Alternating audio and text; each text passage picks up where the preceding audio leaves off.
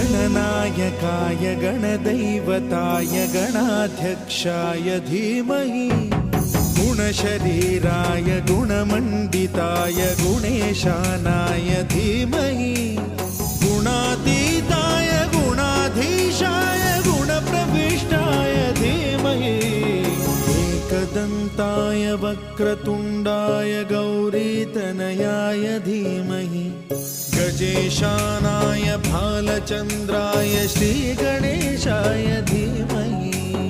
एकदन्ताय